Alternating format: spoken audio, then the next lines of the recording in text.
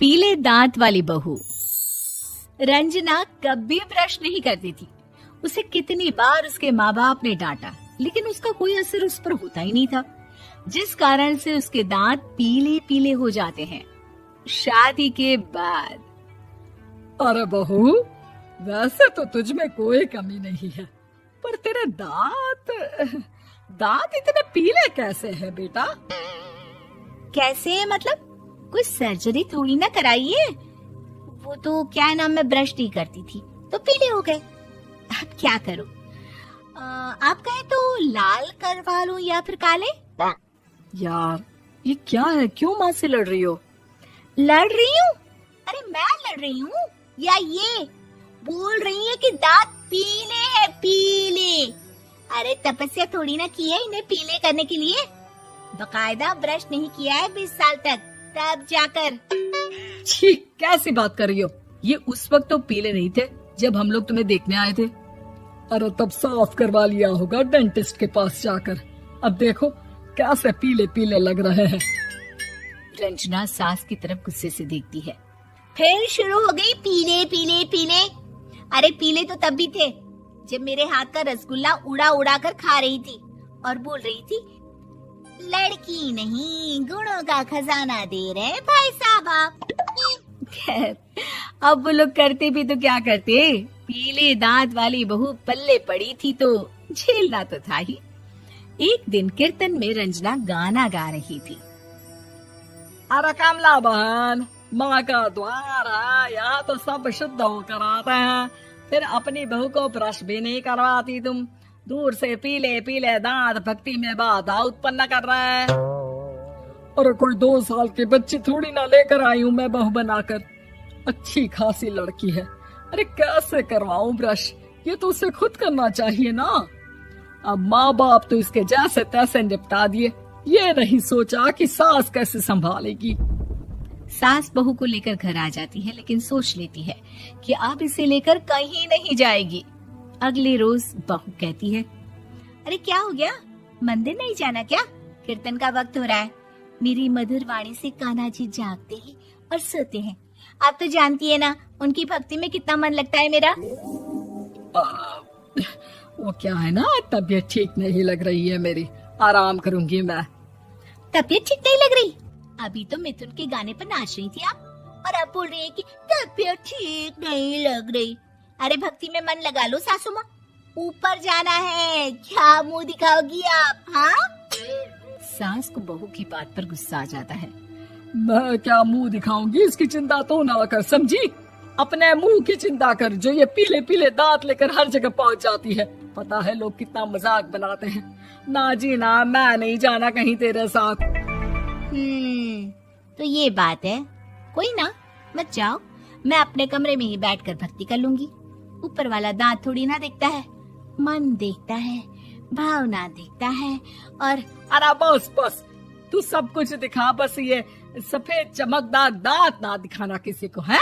जा यहाँ से। बहू को सास की बात का कोई फर्क नहीं पड़ता, वो तो जैसी थी वैसी ही रह जाती है।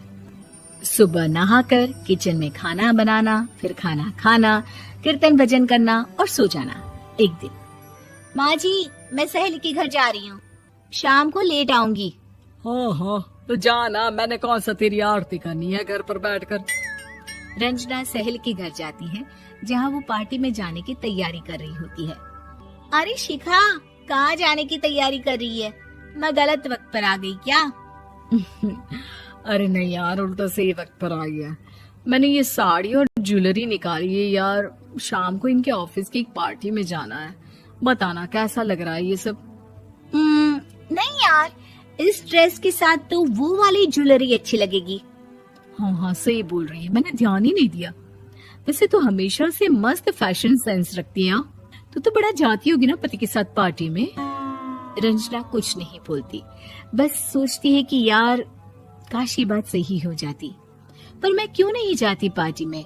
क्या इन लोगों की कोई पार्टी होती नहीं होगी? रंजना घर आती है और रात में पति से सवाल करती है, एक बात बताइए, आप मुझे किसी पार्टी में क्यों नहीं ले जाते? क्या आपकी यहाँ ऑफिस में पार्टी नहीं होती? पति बेचारा क्या कहता कि दांत पीले हैं तुम्हारे इसलिए। अरे कोई पार्टी होती नहीं हम लोगों के ऑफिस में, तो कहाँ से लेकर जाऊं? और मार्केट, मॉल, कहीं वीकेंड घूमना, कहीं तो। अरे यार सारे हफ्ते में एक छुट्टी मिलती है, तो सोचता हूँ कि आराम ही कर लूं। क्यों? रंजना मन मार के रह जाती है।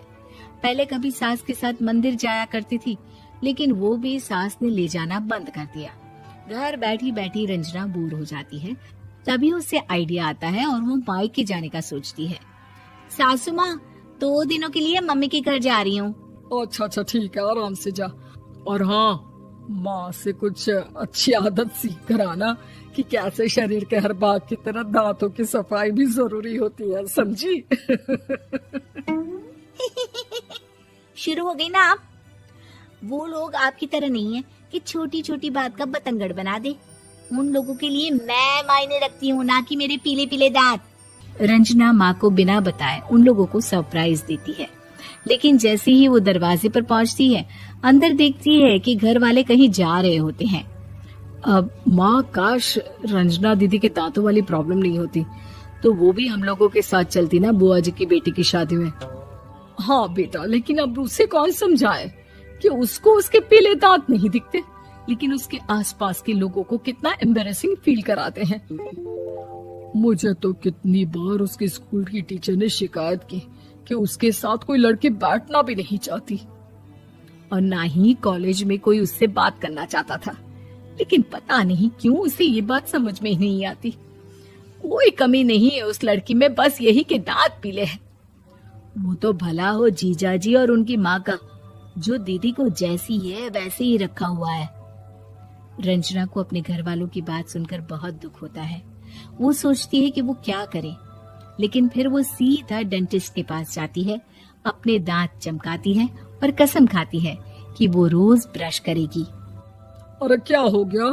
तुम तो 2 दिनों के लिए गई थी ना, पर कोई ना, अच्छा है, चलो आ गई तो। रंजना सास के सामने आकर खड़ी हो जाती है और पूरी स्माइल करती है, उसके चमकदार दांतों को दिखाती हुई।